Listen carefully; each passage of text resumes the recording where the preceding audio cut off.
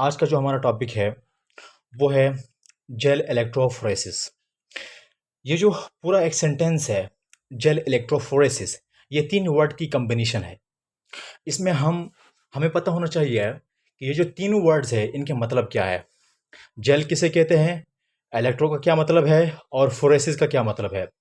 Jail का word use होता है यहाँ पर एग्रोस पाउडर के लिए। आगे जाकर हम एग्रोस पाउडर का पूरा सोल्यूशन बनाएंगे, तो वो जो सोल्यूशन होता है वो बिल्कुल जेल लाइक होता है, इसलिए यहाँ पर वर्ड यूज़ हुआ है जेल का। देन हमारे पास आता है इलेक्ट्रो। इलेक्ट्रो कहते हैं चार्जेस को, क्योंकि ये जो सेपरेशन होती है वो on the base of charges होती है। फिर हमारे पास आता है फोरेसिस। फोरेसिस कहते हैं मोमेंट को या सेपरेशन को। अब हमें पता होना चाहिए कि ये जो जेल इलेक्ट्रोफोरेसिस है इसकी क्या इंपॉर्टेंस है और ये हम करते क्यों है। सबसे पहली बात तो ये कि जो जेल इलेक्ट्रोफोरेसिस होता है वो हमारे पास परफॉर्म होता है इन फोरेंसिक लैब। फोरेंसिक लैब के अंदर हम करते हैं और ये करते किस लिए करते हैं, क्या इंपॉर्टेंस है, वो ये है कि डीएनए फिंगरप्रिंटिंग के लिए करते हैं, नंबर 1। नंबर 2, पेटर्निटी टेस्ट के लिए करते हैं। पेटर्निटी टेस्ट क्या होता है, फर्ज करें कहीं पर जो एक हॉस्पिटल होता है, हॉस्पिटल के अंदर जो न्यूबॉर्न होते हैं, बहुत सारे जो बच्चे होते हैं वो वहाँ एडमिट होते हैं। हो सकता है कि किसी का बच्चा गुम हो जाए या रद्दुबदल हो जाए, तो उसके लिए क्या करते हैं, पेरेंट्स को बुलाते हैं और पेरेंट्स और उस बच्चे का बाकायदा टेस्ट करते हैं, डीएनए मैचिंग करते हैं। इसको कहते हैं पेटर्निटी टेस्ट, ठीक है, ताकि जो करेक्ट जो पेरेंट्स है उनकी आइडेंटिफिकेशन हो सके। देन आइडेंटिफिकेशन ऑफ किलर को आइडेंटिफाई करने के लिए भी हम जेल इलेक्ट्रोफोरेसिस का जो प्रोसेस है वो हम इस्तेमाल करते हैं। इसमें क्या होती है कि सेपरेशन होती है या मूवमेंट वो किस चीज़ की होती है, डीएनए की होती है, आरएनए के होते हैं और प्रोटीन्स के मॉलिक्यूल्स होते हैं, उनकी भी मूवमेंट होती है। अब रिक्वायरमेंट्स क्या है, यानी कि क्या क्या चीज़ें हमें चाहिए to perform the gel electrophoresis process, ठीक है।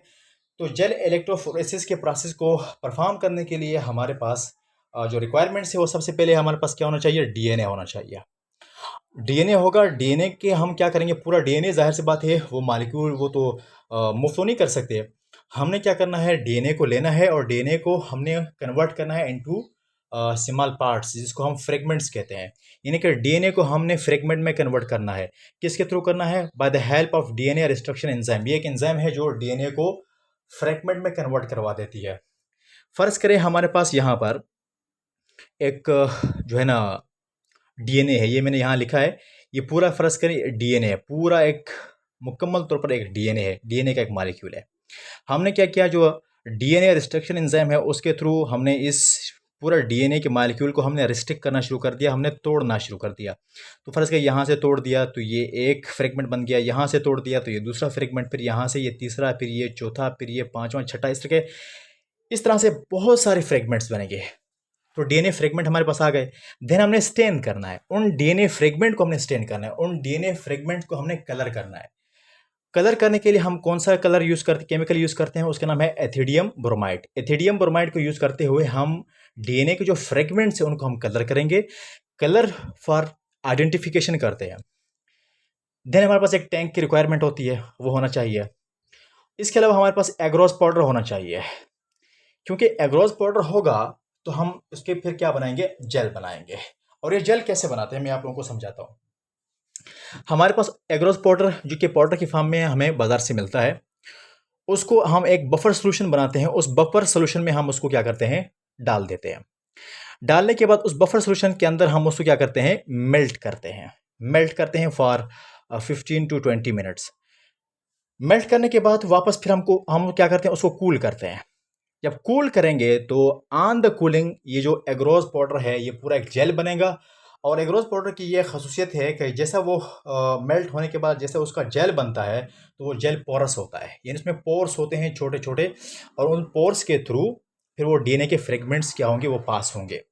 इसके अलावा ये जो बफर सोल्यूशन हम बनाते हैं ये हम किस चीज़ से बनाते हैं, नंबर 1 इसमें होता है TAE। ये TAE क्या है, इसमें होता है trace acetate and EDTA। TBE, trace borate and EDTA। ये जो ट्रेस एसीटेट EDTA है और ट्रेस बोरेट EDTA है, इसके थ्रू हम क्या करते हैं, पूरा बफर सोल्यूशन बनाते हैं। उस बफर सोल्यूशन में हम एग्रोस पाउडर को डिप करते हैं, फिर उसको मेल्ट करते हैं 15 से 20 मिनट के लिए। उसके बाद हम उसको कूल करते हैं, तो ये एक पोरस जेल बनता है। जैसे वो जेल हमारे पास तैयार होता है, जेल तैयार होने के बाद हम क्या करते हैं, हमारे पास इस किस्म की एक टैंक होती है जिसको हम जेल टैंक कहते हैं। जेल टैंक में हम क्या करेंगे, जेल बनाएंगे, ठीक है। उसके बाद हमारे पास ये एक अलग टैंक है। टैंक में हम क्या करते हैं, ये जो इलेक्ट्रोफोरेसिस के लिए जो हमारे पास टैंक होती है, इसके दोनों साइडों पर इलेक्ट्रोड्स लगे होते हैं। एक इलेक्ट्रोड्स जिसको हम कैथोड कहते हैं, कैथोड यानी नेगेटिव चार्ज वाले इलेक्ट्रोड को कहते हैं। दूसरा जो इलेक्ट्रोड है वो हमारे पास है एनोड, एनोड यानी पॉजिटिव चार्ज वाले इलेक्ट्रोड्स को कहते हैं। तो ये दो जो इलेक्ट्रोड है, एक इस साइड पर है, एक इस साइड पर हमने लगा दिया इस मशीन के अंदर। फिर क्या करते हैं, दोनों इलेक्ट्रोड्स को हम कनेक्ट करते हैं वोल्टेज के साथ, यानी रिक्वायरमेंट में हमारे पास वोल्टेज भी है ताकि करंट हम अप्लाई कर सकें। इसको हम यहाँ कनेक्ट करेंगे। कनेक्ट करने के बाद ये पूरा सेटिंग तैयार होगा। जैसे सेटिंग तैयार होता है, उसके बाद जो हमने जेल टैंक के अंदर जो हमने एग्रोस पाउडर का जेल बनाया था, उस जेल को हम ये जो बीच में जो टैंक है जो मैंने रेड लाइन से शो की है, इसमें हम उसको पोर कर देंगे, यानी इसके अंदर हम उसको डाल देंगे। डाल देने के बाद फिर क्या करेंगे, कूल होने से पहले यहाँ पर जैसे हमने वो मेल्टेड जो जेल जो हमने बनाया था उसको हम यहाँ पोर करेंगे, यानी यहाँ उसको डाल देंगे। डालने के बाद और कूल होने से पहले हम क्या करेंगे, यहाँ पर एक कॉम्ब लगाएंगे, यानी एक कंगीनुमा एक स्ट्रक्चर होता है, उसको हम यहाँ पर ठोंस देंगे। ठोंसने के बाद यानी यहाँ पर हम वो कंघी रखेंगे। कंघी रखने के बाद फिर क्या होगा, जैसे ही ये पूरा जेल यहाँ पर कूल होगा, मुकम्मल तरीके से जब ये कूल होगा, फिर हम उस कॉम्ब को यहाँ से निकालेंगे। जैसे हम इस कॉम्ब को यहाँ निकालेंगे तो इसी साइड पर होल बन जाएंगे कॉम्ब की वजह से। यहाँ देखें, होल किसकी वजह से बनते हैं, बाय कॉम्ब, ठीक है। ये होल किसी वजह से बनते हैं, बाय कॉम्ब। लेकिन ये क्या होता है, before cooling the gel, gel को कूल करने से पहले हम कॉम्ब लगाएंगे जेल के अंदर, तो यहां पर क्या बनेंगे, पूरा होल बनेगा, कंप्लीट क्या बनेगा, होल बनेगा। फिर हम क्या करेंगे, उन होल के अंदर डीएनए को लोड करेंगे। उन होल्स के अंदर हम क्या करेंगे, डीएनए को लोड करेंगे। और हमें पता है डीएनए के ऊपर कौन सी चार्ज है, नेगेटिव चार्ज है। और ये जो इलेक्ट्रोड है ये भी नेगेटिव इलेक्ट्रोड है, तो नेगेटिव नेगेटिव को रिपेल करेगा। और इधर से पॉजिटिव है, और पॉजिटिव हमेशा नेगेटिव को अट्रैक्ट करता है। तो जैसे होल के अंदर हमने डीएनए को जब लोड किया, उसके बाद ये जो हमने कनेक्ट किया था बैटरी के साथ, बैटरी को हम ऑन करेंगे, तो यहाँ पर क्या होगी, एक मुकम्मल इसके ऊपर इलेक्ट्रिक फील्ड पैदा होगी। इलेक्ट्रिक फील्ड जैसे ही पैदा हो गई, वोल्टेज जनरेट होना शुरू हो गई, तो फिर यहाँ पर जो नेगेटिव चार्ज वाले जो इलेक्ट्रोड है वो इस डीएनए को धक्का देना शुरू कर देंगे, इस डीएनए को रिपेल करना शुरू कर देंगे। जैसे डीएनए को धक्का देंगे तो ये पोर्स के अंदर, पोर्स के अंदर जो डीएनए है वो इस तरह मूव करता जाएगा जेल के अंदर, क्योंकि हमने कहा था जो जेल है वो हमारे पास पोरस होता है। तो ये इस तरफ मूव करते आएंगे जेल के डीएनए के fragment toward the positive anode electrodes. तो हमारे पास यहाँ पर क्या बन जाएगा, मुकम्मल तौर पर बैंड बन जाएंगे। ये एक बैंड्स फ्रेगमेंट का, ये दूसरे बैंड्स, ये तीसरा, इस तरह के पूरा एक बैंड्स बन जाएंगे। और क्योंकि ये नेगेटिव से पॉजिटिव की तरफ मूव करते चले आएंगे। ये सब कुछ हम करते हैं for the identification of killer, या डीएनए फिंगरप्रिंटिंग के लिए भी ये करते हैं, और जो पैटर्निटी टेस्ट होता है फोरेंसिक लैब के अंदर हम ये काम करते हैं। अब फर्ज करें हमारे पास एक बंदा है जिसका नाम है ए का मर्डर हुआ है। ए का मर्डर हुआ है और उस मर्डर के केस में हमें 3 बंदों पर शक है। वो जिनके ऊपर शक है उसमें से एक का नाम बी है, दूसरे का नाम सी है, तीसरे का नाम डी है। हमें शक है कि इन तीनों में से किसी एक ने इस ए का मर्डर किया है। तो जब ए का मर्डर हुआ था तो हमने क्या किया, हम ए का डीएनए लेंगे, ए का डीएनए का सैंपल लेंगे। हो सकता है कि हम उसके ब्लड से लें, अगर ब्लड हमें नहीं मिला तो हम उसके किसी सर के बाल से भी ले सकते हैं डीएनए, ठीक है। और वो उस डीएनए को हम इसी प्रोसेस के थ्रू गुजारेंगे। इस तरीके से एक पूरा बैंड हमें नज़र आएगा, और वो बैंड हमें कहाँ नज़र आएगा, यूवी ट्रांस एल्यूमिनेटर के अंदर। यूवी ट्रांस एल्यूमिनेटर एक मशीन होता है, उसके थ्रू ये बैंड्स हमें नज़र आएंगे। तो उस बैंड का हम जो ग्राफ होता है, उसका पूरा जो ग्राफ है वो उसका हम अपने पास रिकॉर्ड रखेंगे। रिकॉर्ड रखने के बाद ये जो 3 बंदे अंडर अरेस्ट थे, 3 बंदे अंडर अरेस्ट है क्योंकि इन तीनों के ऊपर हमें शकूक थे कि इन तीनों में से किसी एक ने ए का मर्डर किया है।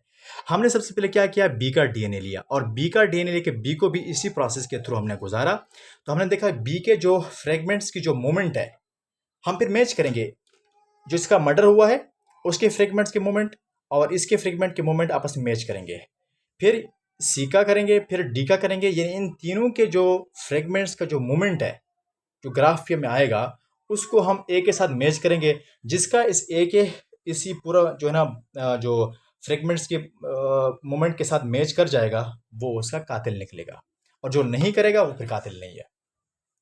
हमने जब ए का किया तो अगर हम यहाँ पर गौर से देखें तो इसके जो फ्रेगमेंट्स है उसकी सीक्वेंस ज़रा चेक कर लें, इस तरह है, और इसकी सीक्वेंस ज़रा चेक कर लें तो इसकी सीक्वेंस मॉलिक्यूल्स जो फ्रेगमेंट्स है डीएनए के उसकी मोमेंट की जो सीक्वेंस है वो और ए का जो मोमेंट की जो सीक्वेंस है डीएनए के फ्रेगमेंट के वो आपस में मैच नहीं कर रही। तो इसका मतलब ये है कि बी का डीएनए इसके साथ मैच नहीं कर गया, बी इसका कातिल नहीं है।